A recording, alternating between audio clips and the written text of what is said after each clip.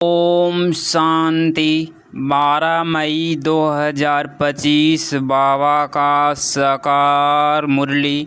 मीठे बच्चे धंधा आदि करते भी सदा अपनी गॉडली स्टूडेंट लाइफ और स्टडी याद रखो। स्वयं भगवान हमको पढ़ाते हैं, इस नशे में रहो।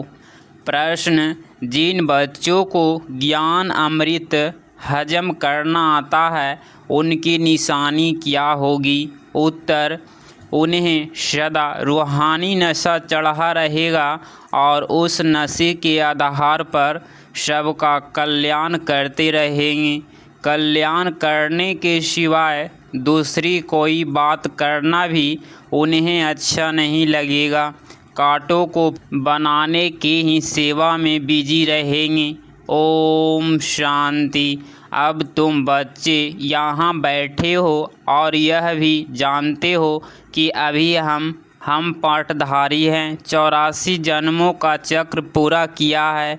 यह तुम बच्चों की स्मृति में आना चाहिए। जानते हो कि बाबा आया हुआ है हमको फिर से राज्य प्राप्त कराने व तमो प्रधान से सतो प्रधान बनाने। यह बातें सिवाय बाप के और कोई नहीं समझाएंगे। तुम जब यहाँ बैठते हो तो तुम जैसे स्कूल में बैठे हो, बाहर हो तो स्कूल में नहीं हो। जानते हो यह उच्च ते उच्च रूहानी स्कूल है। रूहानी बाप बैठ पढ़ाते हैं। पढ़ाई तो बच्चों को याद आनी चाहिए ना। यह भी बच्चा ठहरा। इनको अथवा सभी को सिखलाने वाला वह बाप है। सब मनुष्य मात्र की आत्माओं का बाप वह है। वह आकर शरीर का लॉन लेकर तुमको समझा रहे हैं। रोज समझाते हैं। यहाँ जब बैठते हो तो बुद्धि में स्मृति रहनी चाहिए कि हमने 84 जन्म लिए। हम विश्व के मालिक थे, देवी देवता थे, फिर पुण्य जन्म लेते लेते आकर पट पड़े हैं। भारत कितना सॉल्वेंट था, सारी स्मृति आई है। भारत की ही कहानी है। साथ साथ अपनी भी। अपने को फिर भूल न जाओ। हम स्वर्ग में राज्य करते थे, फिर हमको 84 जन्म लेने पड़े। यह सारा दिन स्मृति में लाना पड़े। धंधा आदि करते स्टडी तो याद आनी चाहिए ना। कैसे हम विश्व के मालिक थे, फिर हम नीचे उतरते आए। बहुत सहज है, परंतु यह याद भी कोई को रहती नहीं है। आत्मा पवित्र न होने कारण याद खिसक जाती है। हमको भगवान पढ़ाते हैं, याद खिसक जाती है। हम बाबा के स्टूडेंट हैं। बाबा कहते रहते हैं याद की यात्रा पर रहो। बाप हमको पढ़ाकर यह बना रहे हैं। सारा दिन यह स्मृति आती रहे। बाप ही स्मृति दिलाते हैं। यही भारत था ना। हम सो देवी देवता थे, सो अब असुर बने हैं। पहले तुम्हारी भी बुद्धि आसुरी थी, अब बाप ने ईश्वरीय बुद्धि दी है। परंतु फिर भी कोई की बुद्धि में बैठता नहीं है। भूल जाते हैं बाप कितना नशा चढ़ाते हैं। तुम फिर से देवता बनते हो तो वह नशा रहना चाहिए ना। हम अपना राज्य ले रहे हैं, हम अपना राज्य करेंगे। कोई को तो बिल्कुल नशा चढ़ता नहीं है। ज्ञान अमृत हजम ही नहीं होता है। जिन्हें नशा चढ़ा हुआ होगा उन्हें किसका कल्याण करने के सिवाय दूसरी कोई बात करना भी अच्छा नहीं लगेगा। फूल बनाने की सर्विस में ही लगे रहेंगे। हम पहले फूल थे, फिर माया ने कांटा बना दिया, अब फिर फूल बनते हैं। ऐसी बातें अपने से करनी चाहिए। इस नशे में रह तुम किसको भी समझाएंगे तो झट कोई को तीर लगेगा। भारत गार्डन ऑफ अल्लाह था, अब पतित बन गया है। हम ही सारे विश्व के मालिक थे। कितनी बड़ी बात है। अभी फिर हम क्या बन गए हैं, कितना गिर गए। हमारे गिरने और चढ़ने का यह नाटक है। यह कहानी बाबा बैठ सुनाते हैं वह है झूठी, यह है सच्ची। सत्यनारायण की कथा सुनाते हैं, समझते थोड़े ही हैं कि हम कैसे चढ़े फिर कैसे गिरे हैं। यह बाप ने सच्ची सत्यनारायण की कथा सुनाई है, रजाई कैसे गवाई यह सारी है अपने ऊपर। आत्मा को अभी मालूम पड़ा है कि हम कैसे अब बाप से रजाई ले रहे हैं। बाप यहाँ पूछते हैं तो कहते हैं हाँ नशा है, फिर बाहर जाने से कुछ भी नशा नहीं रहता। बच्चे खुद समझते हैं, बहल हाथ तो उठाते हैं, परंतु चलन ऐसी है जो नशा रह न सके। फीलिंग तो आती है ना। बाप बच्चों को स्मृति दिलाते हैं, बच्चे मैंने रजाई दी थी फिर तुमने गवा दी, तुम नीचे उतरते आए हो क्योंकि यह नाटक है चढ़ने और उतरने का। आज राजा है कल उसको उतार देते हैं। अखबार में बहुत ऐसी ऐसी बातें पढ़ती है जिसका रेस्पॉन्स दिया जाए तो कुछ समझे यह नाटक है। यह याद रहे तो भी श्वेत खुशी रहे। बुद्धि में है ना। आज से 5000 वर्ष पहले शिव बाबा आया था, आकर राजयोग सिखाया था, लड़ाई लगी थी। अभी यह सब राइट बातें बाप सुनाते हैं। यह है पुरुषोत्तम युग। कलयुग के बाद यह पुरुषोत्तम युग आता है। कलयुग को पुरुषोत्तम युग नहीं कहेंगे, सतयुग को भी नहीं कहेंगे। असुरी संप्रदाय और देवी संप्रदाय कहते हैं उनके बीच का है यह संगम युग। जबकि पुरानी दुनिया से नई दुनिया बनती है, नई से पुरानी होने में सारा चक्र लग जाता है। अभी है संगम युग। सतयुग में देवी देवताओं का राज्य था, अब वह है नहीं। बाकी अनेक धर्म आ गए हैं, यह तुम्हारी बुद्धि में रहता है। बहुत है जो 6-8 मास 12 मास पढ़कर फिर गिर पड़ते हैं, फेल हो पड़ते हैं, बहल पवित्र बनते हैं, परंतु पढ़ाई नहीं करते तो फंस पड़ते हैं। सिर्फ पवित्रता भी काम नहीं आती। ऐसे बहुत सन्यासी भी हैं, वह सन्यास धर्म छोड़ जाए गृहस्थी बन जाते हैं, शादी आदि कर लेते हैं। तो अब बाप बच्चों को समझाते हैं तुम स्कूल में बैठे हो, यह स्मृति में है हमने अपनी रजाई कैसे गवाई, कितने जन्म लिए। अब फिर बाप कहते हैं विश्व के मालिक बनो, पावन जरूर बनना है। जितना जास्ती याद करेंगे उतना पवित्र होते जाएंगे, क्योंकि सोने में खाद पड़ती है। निकले कैसे तुम बच्चों की बुद्धि में है। हम आत्मा शतो प्रधान थी, 24 कैरेट थी, फिर गिरते गिरते ऐसी हालत हो गई है, हम क्या बन गए। बाप तो ऐसी नहीं कहते कि हम क्या थे, तुम मनुष्य ही कहते हो हम देवता थे। भारत की महिमा तो है ना। भारत में कौन आते हैं, क्या ज्ञान देते हैं, यह कोई नहीं जानते। यह तो पता होना चाहिए ना कि रिवरेटर कब आते हैं। भारत प्राचीन गाया जाता है तो ज़रूर भारत में ही रिनकॉरेंशन होता होगा, अथवा जयंती भी भारत में ही मनाते हैं। ज़रूर फादर यहाँ आता है।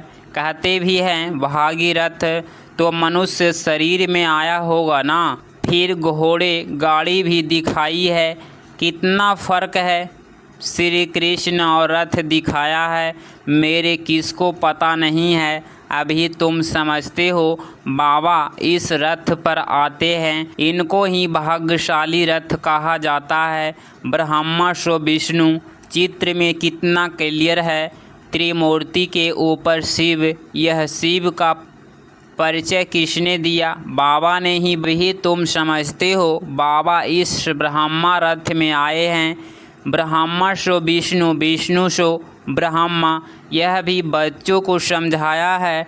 कहाँ 84 जन्म के बाद विष्णु सो ब्रह्मा बनते, कहाँ ब्रह्मा सो विष्णु 1 सेकंड में वंडरफुल बातें है ना। बुद्धि में धारण करने की पहले पहले समझाना होता है। बाप का परिचय भारत स्वर्ग था। हेविनली गॉडफादर ने स्वर्ग बनाया होगा। यह चित्र तो बड़ा फर्स्ट क्लास है। समझाने का शौक़ रहता है। बाप को भी शौक़ है। तुम सेंटर्स पर भी ऐसे समझाते रहते हो।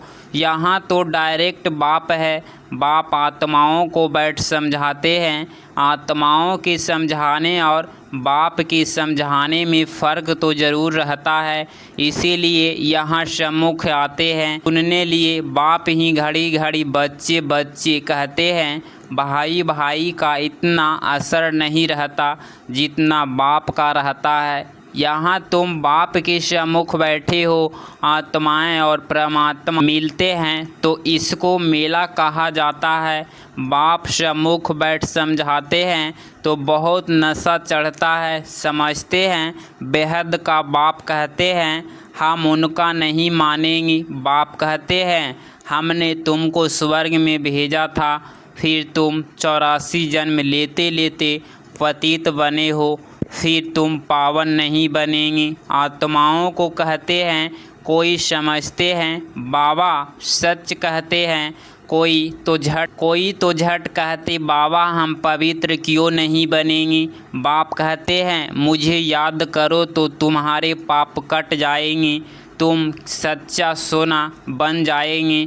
मैं सभी का पतित पावन बाप हूँ। तो बाप की समझानी और आत्माओं की बच्चों की समझानी में कितना फ़र्क है समझो। कोई नए आ जाते हैं उसमें भी जो यहाँ का फूल होगा तो उनको टच होगा। यह कहते ठीक है जो यहाँ का नहीं होगा तो समझेगा नहीं।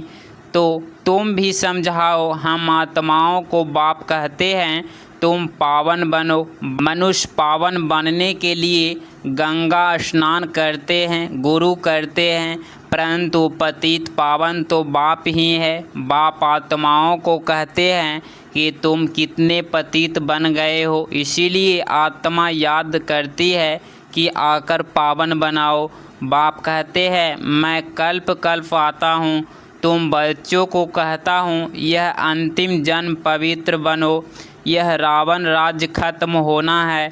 मुख्य बात है ही पावन बनने की। स्वर्ग में विष होता नहीं। जब कोई आते हैं तो उनको यह समझाओ कि बाप कहते हैं अपने को आत्मा समझ मुझ बाप को याद करो तो पावन बन जाएंगे। खाद निकल जाएगी। मन मना भव अक्षर याद है ना। बाप निराकार है, हम आत्मा भी निराकार है। जैसे हम शरीर द्वारा सुनते हैं, बाप भी इस शरीर में आकर समझाते हैं। नहीं तो कैसे कहे कि मामी कम याद करो। देह के सभी संबंध छोड़े जरूर यहाँ आते हैं। ब्रह्मा में प्रवेश करते हैं। प्रजापिता आप प्रैक्टिकल में है। इन द्वारा हमको बाप से कहते हैं। हम बेहद के बाप की ही मानते हैं। वह कहते पावन बनो, चितपना छोड़ो, पुरानी देह के अभिमान को छोड़ो, मुझे याद करो तो अंतमति सोगति हो जाएगी।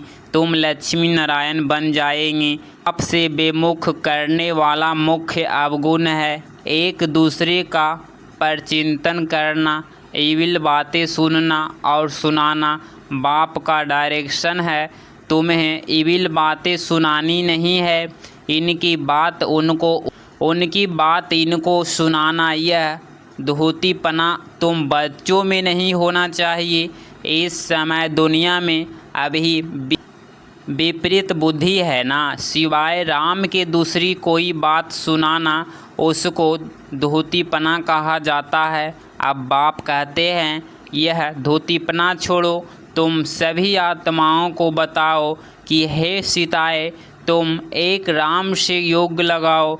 तुम हो मैसेंजर। यह मैसेज दो कि बाप ने कहा है मुझे याद करो। बस इस बात के सिवाय बाकी सब है धोतीपना। बाप सब बच्चों को कहते हैं धोतीपना छोड़ दो। सभी सीताओं का एक राम से योग जुड़वाओ। तुम्हारा धंधा ही यह है, बस यह पैगाम देते रहो। बाप आया हुआ है, कहते हैं तुमको गोल्डन एज में जाना है, अब इस आयरन एज को छोड़ना है। तुमको वनवास मिला हुआ है, जंगल में बैठे हो ना। वन जंगल को कहा जाता है। कन्या की जब शादी होती है तो वन में बैठती है, फिर महल में जाती है।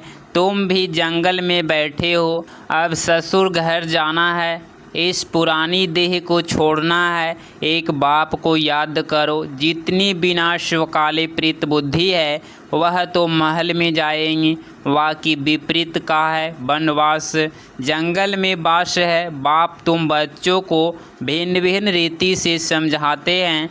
जिस बाप से इतनी बेहद की बादशाही ली है उनको भूल गए हो तो वनवास में चले गए हो। वनवास और गार्डन वास बाप का नाम ही है भगवान। परंतु जब कोई की बुद्धि में आए भारत में ही हमारा राज्य था, अभी नहीं है, अभी तो वनवास है, फिर गार्डन में चलते हैं। तुम यहाँ बैठे हो तो यह बुद्धि में है, हम बेहद के बाप से अपना राज्य ले रहे हैं। बाप कहते हैं मेरे साथ प्रीत रखो, फिर भी भूल जाते हैं। बाप उल्हना देते हैं, मुझ बाप को कहाँ तक भूलते रहेंगे, फिर गार्डन एज में कैसे जाएंगे। अपने से पूछो हम कितना समय बाबा की याद करते हैं। हम जैसे कि याद की अग्नि में पड़े हैं, जिससे विकर्म विनाश होते हैं। एक बाप से प्रीत बुद्धि होना है सबसे फर्स्ट क्लास मासूक है, जो तुमको भी फर्स्ट क्लास बनाते हैं। कहाँ थर्ड क्लास में बकड़िया मिस्टर ट्रेवर, कहाँ एयर कंडीशन में, कितना फ़र्क है। यह सब विचार सागर मंथन करना है तो तुमको मज़ा आएगा। यह बाबा भी कहते हैं, मैं भी बाबा को याद करने लिए बहुत माथा मारता हूँ, सारा दिन ख्यालात चलती रहती है। तुम बच्चों को भी यही मेहनत करनी है। अच्छा, मीठे मीठे सिकिलदे बच्चों प्रति माता पिता बाप दादा का याद प्यार और गुड मॉर्निंग। रूहानी बाप की रूहानी बच्चों को नमस्ते नमस्ते। धारणा के लिए मुख्य सार पॉइंट नंबर फर्स्ट, किसी को भी एक राम बाप की बातों के सिवाय दूसरी कोई भी बातें नहीं सुनानी है। एक की बात दूसरे को सुनाना, प्रचिंतन करना, यह धोतीपना है, इसे छोड़ देना है। पॉइंट नंबर 2, एक बाप के साथ प्रीत रखनी है, पुरानी देह का अभिमान छोड़ एक बाप याद से स्वयं को पावन बनाना है। 12 मई 2025 का वरदान, समाने की शक्ति द्वारा रॉन्ग को भी राइट बनाने वाले विश्व परिवर्तक भव। स्पष्टीकरण, दूसरे की गलती को देखकर स्वयं गलती नहीं करो। अगर कोई गलती करता है तो हम राइट में रहें, उसके संग के प्रभाव में ना आए। जो प्रभाव में आ जाते हैं वह अलवेले हो जाते हैं। हर एक सिर्फ यह जिम्मेवारी उठा लो कि मैं राइट के मार्ग पर ही रहूँगा। अगर दूसरा रॉन्ग रहता है तो उस समय सामने की शक्ति यूज करो। किसी की गलती को नोट करने के बजाय उसको सहयोग का नोट दो, यथार्थ सहयोग से भरपूर कर दो, तो विश्व परिवर्तक का कार्य सहज ही हो जाएगा। स्लोगन, निरंतर योगी बनना है तो हद की मैं और मेरेपन को बेहद में परिवर्तन करो। अव्यक्त इशारे, रूहानी रोएट्री प्योरिटी की पर्सनालिटी धारण करो। वर्तमान समय के परमान फरिश्तेपन की संपूर्ण आशा भी अति सूक्ष्म होती जाती है। सिर्फ ब्रह्मचारी बनना ही पवित्रता नहीं, लेकिन ब्रह्मचारी के साथ ब्रह्मा बाप के हर कर्म रूपी कदम पर कदम रखने वाले ब्रह्मचारी बनो। अगर इस चैनल पे आप डेली मुरली क्लास सुन रहे हैं तो चैनल को प्लीज़ सब्सक्राइब करें और नोटिफिकेशन ऑल पे क्लिक करें। मिलते हैं अगली मुरली क्लास में। ओम शांति।